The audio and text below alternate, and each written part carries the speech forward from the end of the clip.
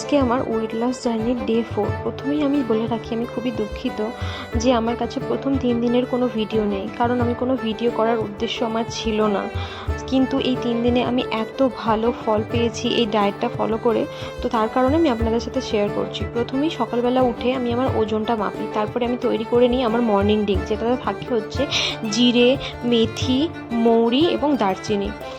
তারপরে আমি চলে যাই হচ্ছে ব্রেকফাস্টটা খুব ইম্পর্টেন্ট, যেটা হচ্ছে আমি এখানে এই আজকের ব্রেকফাস্টটা আমি করেছিলাম রাগি, ছোলা, বেসন দিয়ে একটা চিলা।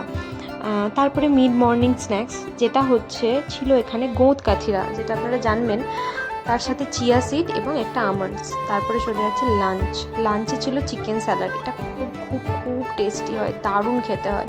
তো এটা খেলে মানে পুরো পেট ফুল হয়ে যায়, সারা দিনে আপনার একটুও খিদে পাবে না।